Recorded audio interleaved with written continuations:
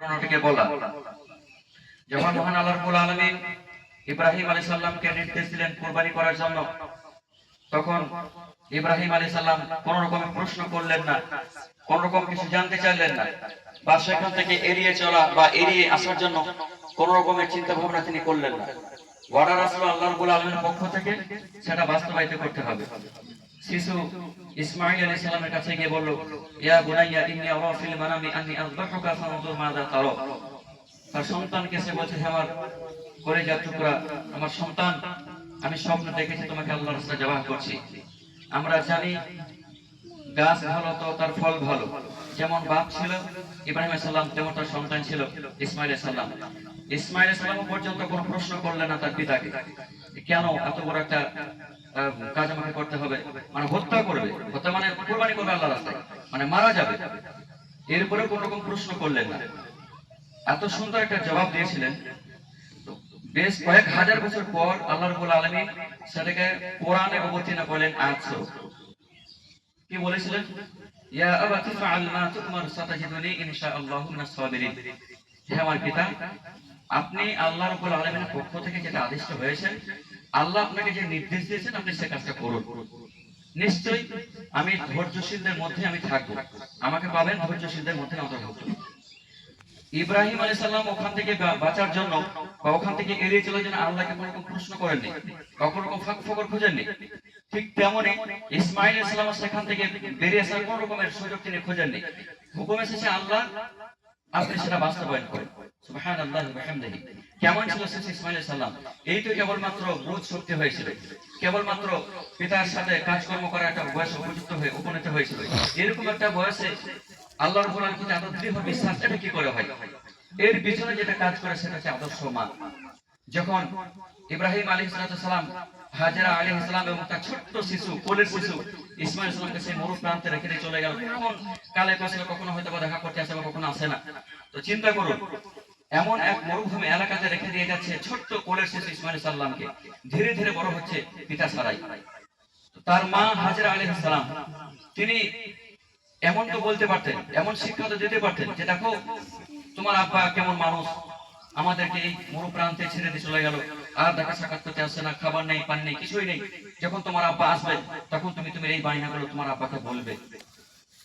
বহুদিন পর যখন ফিরে আসলো ইব্রাহিম আলাইহিস সালাম, এসেই প্রথম কথা বলছে, আমি স্বপ্ন দেখেছি তোমাকে জবাই করবো। কোনো কথা নেই।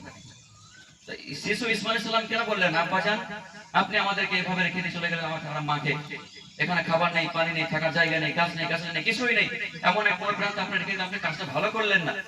কোনো কিছুই নেই। কারণ হচ্ছে আদর্শ মা। ওই ছোট্টবেলা থেকে লালিত করেছে আল্লাহ শিক্ষা দিয়ে। তার পিতা সম্পর্কে জানিয়েছে, তার পিতা কেমন মানুষ, কেমন চারিত্রিক গুণ, তার রব সম্পর্কে পরিচয় দেওয়া হয়েছিল। এইভাবে তাকে লালিত পালিত করা হয়েছিল। এই জন্য যখন ইব্রাহিম সাল্লাম নির্দেশ দিল, যখন বলল যে আমি তোমাকে জবাহ করব, এটা তোমার অভিপ্রায় কি, অভিমত কি, এক বাক্যে বলেছিলেন, আপনার রব যেটা নির্দেশ দিচ্ছে সেটাই করো। এখানে একটা জিনিস আসলো আদর্শ সন্তান, আরেকটা হচ্ছে আদর্শ মা, আরেকটা হচ্ছে আদর্শ পিতা, এবং এই দুভয়ে আদর্শ স্বামী এবং আদর্শ স্ত্রী। এবার এই ঘটনাটাকে একটু মিলে দেখুন বাস্তবে জীবনে, আমাদের জীবনে আজ আমাদের সন্তানদের ভিতর থেকে এমন কেউ আছে 10 বছর, 15 বছর, 20 বছর বয়স, যাকে আপনি কোন একটা কাজের নির্দেশ দিলেন, ইবাদতের ক্ষেত্রে আমি বাদই দিলাম না হয় এক মুহূর্তের জন্য, পৃথিবীতে কোনো কাজের নির্দেশ দিতে পারবেন? অধিকাংশ পিতা আমরা আছি যারা হয়তো বা কাজ বলতে পারবো না। কেন? হয় মুখের সামনে না করে দেবে, না লোকের সামনে তাকে অপমান করে দেবে, এই কাজটা আমি করবো। কারণ হচ্ছে লালিত করা হয়নি, আমরা লালিত পালিত করতে পারি না, আমরা মানুষের মতো মানুষ হতে পারিনি, যার কারণে ইসলামের কোন দিক নির্দেশনা অথবা নির্দেশ অথবা দুনিয়ার কোনো কাজকর্ম আমরা দিতে পারছি না। এই জন্য সন্তানকে লালিত পালিত করার জন্য সব থেকে বড় যে ভূমিকা রাখে সেটা হচ্ছে মা। এই জন্য আদর্শ মা ইসলামে এক বিশেষ মর্যাদা। আর হচ্ছে আদর্শ পিতা। এবার ইব্রাহিম আলাইহিস সালাম যে নিঃশর্ত আনুগত্য করেছিলেন, আমাদের ভিতরে এমন কতজন মানুষ আছে যে আল্লাহ রাব্বুল আলামিনের জন্য নিঃশর্ত আনুগত্য করতে পারি, বরং আমরা সেখান থেকে ফাঁক ফকর খুঁজি, কোন রকম এড়িয়ে চলার চেষ্টা করি। কোন দিক নির্দেশনা এলে, ইসলামের কোন নির্দেশ এলে আমরা কোন রকম সময়ের দোহাই দিয়ে বা কোনো কাজের দোহাই দিয়ে সেখান থেকে বেরিয়ে চলে আসতে পারলে জানটা বাঁচে। অথচ পবিত্র কোরআন আল্লাহ তাআলা একদম স্পষ্ট করে দিয়েছেন যে আল্লাহ এবং তার রাসূল যখন কোনো কাজে ফয়সালা করে দেন তখন কোনো মুমিনের জন্য এটা শোভনীয় নয় যে সে কাজটা করবে না, মানে মুমিনের কোনো ইখতিয়ার থাকে না, আমল করতে বাধ্য, মেনে নিতে বাধ্য। সম্মানিত সুধী, একটাই কারণ হচ্ছে আমরা কুরবানিকে আসলে কুরবানির মতোই রেখেছি। তার মানে কুরবানি পশু জবাই করার মাধ্যমে আমরা সীমাবদ্ধ রেখেছি, এটাই আসলে কুরবানি। মানে এদের সনাত আদায় করলাম, এরপর কোরবানি যে কোনো নির্দিষ্ট পশু জবাই করলাম, এই নির্ধারিত বা নির্দিষ্ট পশু জবাই করার মধ্যেই সীমাবদ্ধ রয়েছে কোরবানি। কোরবানির অর্থই আমরা বুঝলাম না। আপনি জীবনে আল্লাহর জন্য যা কিছু করবেন, ত্যাগ করবেন, সেটা হচ্ছে কোরবানি। হারাম সম্পর্কে ডুবে থাকা এক যুবক দিনের পর দিন যখন দিন শেষে আল্লাহর খোঁজ মেলে, তখন ওই ব্যক্তি আল্লাহর সন্তুষ্টির জন্য, আল্লাহ রাব্বুল আলামিনের নিজামান্তির জন্য, আল্লাহ রাব্বুল আলামিনকে ভয় করে ওই ব্যক্তি হারাম সম্পর্ক ত্যাগ করে এই ব্যক্তি আল্লাহ রাব্বুল আলামিনের জন্য কুরবানি করে। একজন ব্যবসায়ী সে জানে যে বেশি মুনাফার জন্য, বেশি টাকা লাভের জন্য হয়তো আমাকে সুদে হাত বাড়াতে হতে পারে। এই ভয়টা হলো যে সুদের যদি আমি হাত বাড়াই বা 1 টাকা সুদ যে কয়েকবার জেনা করা ব্যভিচারের যে পাপ, এই যদি তার ভয় হয় যে আল্লাহর ভয় যদি ওই সুদকে ত্যাগ করে, যেমন বেশি মুনাফার প্রয়োজন নেই, আল্লাহ রিজিক যেটুকুন দেবে সেটুকুন ব্যতীত, এজন্য যদি ওই ব্যক্তি হারাম ত্যাগ করে, ওই সুদ ত্যাগ করে, ওই ঘুষ ত্যাগ করে আল্লাহর জন্য ওই ব্যক্তি কুরবানি করবে।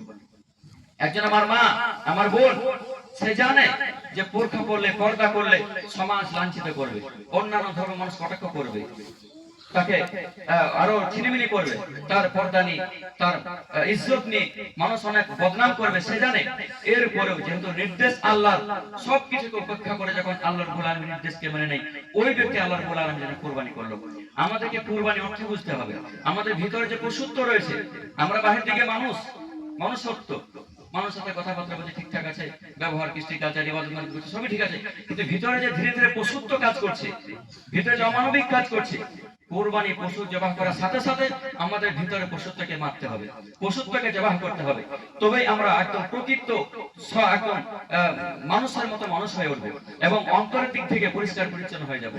এই জন্য আল্লাহ পাক রব্বুল আলামিন বলেছেন, তোমাদের কুরবানির পশু না রক্ত না মাংস না হাড় কোনো কিছু পৌঁছায়, বরং তোমাদের কাছ থেকে যেটা পৌঁছায় সেটা হচ্ছে তাকওয়া। এইজন্য রাসূল সাল্লাল্লাহু আলাইহি ওয়াসাল্লাম বলেছেন, ইন্নাল্লাহা লা ইয়ানজুরু ইলা সুওয়ারিকুম ওয়া আমওয়ালিকুম, আল্লাহ রাব্বুল আলামিন তোমাদের না অন্তর দেখেন, আল্লাহ রাব্বুল আলামিন না তোমাদের সম্পদ দেখেন, না তোমার সৌন্দর্য দেখেন। আল্লাহ কোন মানুষের রূপ লাবণ্য দেখেন, সৌন্দর্য দেখেন। বেলাল রাদিয়াল্লাহু তাআলা আনহু সাহাবীদের মধ্যে সবথেকে কুৎসিত ছিলেন। আল্লাহ রাব্বুল আলামিন তাকে এত বেশি ভালোবেসেছেন যে দুনিয়াতে বেঁচে রয়েছেন আর জান্নাতে আল্লাহ রাসূল সাল্লাল্লাহু আলাইহি ওয়াসাল্লাম জুতো শব্দ পাচ্ছেন, হাবসি বলা হয়। তো এমন এক সাহাবী, এমন এক ব্যক্তি আল্লাহর রাব্বুল আলামিনের কাছে এত প্রিয়। অতএব মনকে আগে পরিষ্কার পরিচ্ছন্ন করতে হবে। আল্লাহর রাব্বুল আলামিন মানুষের অন্তরকে দেখেন, তার হৃদয়কে দেখেন, তার কলবকে দেখেন এবং তার আমলকে দেখেন। অতএব আমাদের আমল, আমাদের অন্তরকে সঠিক করতে গেলে আজকে দিনে, মানে আজকে ঈদের দিনে যে কাজটা আমাকে আপনাকে করতে হবে সেটা হচ্ছে প্রতিবেশী। রাসূল সাল্লাল্লাহু আলাইহি ওয়াসাল্লাম বলেছেন, ওই ব্যক্তি মুমিন হতেই পারে না যে নিজে পেট পুরে খাবার খেলো আর তার প্রতিবেশী ক্ষুধার্ত রইল। অতএব কুরবানি বিধান আসার অন্যতম কারণই হলো এইটা। আল্লাহ রাসূল সাল্লাল্লাহু আলাইহি ওয়াসাল্লাম কুরবানির মাংসকে 3 ভাগে ভাগ করতেন। একটা ভাগ নিকট আত্মীয়দেরকে দিতেন, একটা ভাগ অভাব, দুস্থ, গরীব, ফকির, মিসকিন এদেরকে বন্টন করতেন, আর একটা ভাগ হয়তোবা নিজের জন্য রাখতেন। এটা ছিল রাসূল সাল্লাল্লাহু আলাইহি ওয়াসাল্লামের নীতি। তবে তিনি নির্দেশ দেন।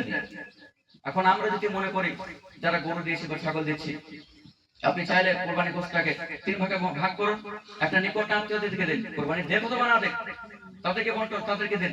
এবং যারা কোরবানি দিতে পারেনি, আমার আপনার একটা খরচ দায়িত্ব বলতে পারেন, যে কোরবানি করতে পারেনি তার বাড়িতে মাংস পৌঁছে দেওয়া। হয়তোবা একবারই দিতে পারে না, সে মাসের শেষে 200 টাকা জমা দূরের কথা 200 টাকা ঋণ হয়ে যায়। এমন পরিবার আমাদের সমাজে বহু আছে, তার হয়তো লোক লজ্জায় অথবা নিজেদের সন্তান দেখে মুখ পানে তাকিয়ে কোন রকম কষ্ট মষ্ট করে ধার দেনা করে কোরবানি করে, অথচ তার জন্য কোরবানি করার কোনো প্রয়োজনই ছিল না। আমাদের প্রয়োজন ছিল যারা কোরবানি করেছি 5টা 7টা 10টা ঘর মিলে তার বাড়িতে আগে আগে গোশত পাঠিয়ে দেওয়া এবং ভালো পরিষ্কার পরিচ্ছন্ন ভাবে তাদেরকে সুন্দর ব্যবহার করে তাদের কাছে গোশত পৌঁছে দেওয়া আমাদের দায়িত্ব ছিল। আল্লাহ রাব্বুল আলামিন এই নির্দেশ দিয়েছে যে যখন কোরবানি পশু কাত হয়ে পড়ে যায়, অর্থাৎ যখন মৃত্যুবরণ করে, তখন সেখান থেকে তোমরা খাও এবং খাওয়াও, অভাব দুস্থ যারা চাই তাদেরকে খাও এবং যারা চাইতে পারে না, লোক লজ্জায় তাদেরকে খাও। পরিশেষে আল্লাহ রাব্বুল আলামিন কাছে দোয়া করবে, আল্লাহ তাআলা কুরবানির মতো এত বড় একটা বিধানকে তুমি আমাদের